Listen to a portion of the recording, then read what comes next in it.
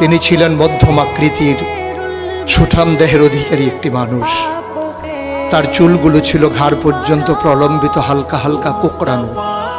তিনি যখন চুলের ভিতরে তৈল দিয়ে আছড়াতেন মনে হতো মৃদুমন্দ ঢেউ দেখা যায়। তার কপাল ছিল চওড়া, ভ্রুগুলো ছিল জোড়া ভ্রু, ধনুকের মতো বাঁকা। চোখের পাতাগুলো ছিল ফুটন্ত গোলাপের গোলাপি রঙের এক একটি পাপড়ির মতো।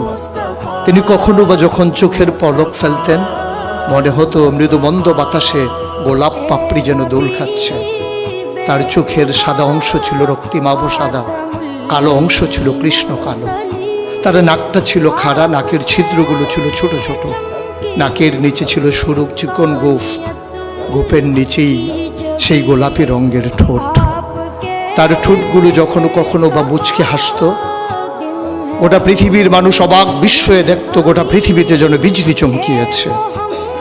তিনি কখনো বা যখন এই রাস্তা দিয়ে হেঁটে যেতেন, 1 মাস পরেও কখনো যখন সাহাবা হাঁটতেন তার গায়ের জান্নাতি গন্ধ তারা পেতেন। মায়েরা উম্মাহাতুল মুমিনিন যারা, তারা নবীর যখন কখনো এই ঘামে ভেজা শরীর নিয়ে ঘরে ঢুকতেন, কপালের ভিতরে মুক্তোর দানার মতো ঘামগুলো যখন জমে থাকতো, মায়েরা ছোট্ট শিশি খুঁজে সেই ঘামগুলো শিশিতে ভরে জমা রেখে দিতেন, কখনো বা ঈদে কোনো অনুষ্ঠানে যেন আতর হিসেবে ব্যবহার করতে পারেন। এই সুরত ধারণ করা কোনো মানুষের সাধ্যর বাইরে।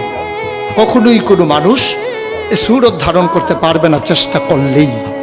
কিন্তু তার সিরত যেটা অনুকরণীয়, অনুপম আদর্শ, তিনি এসেছিলেন এই জন্যে ওয়ামা আরসালনাকা ইল্লা রাহমাতাল লিল আলামিন।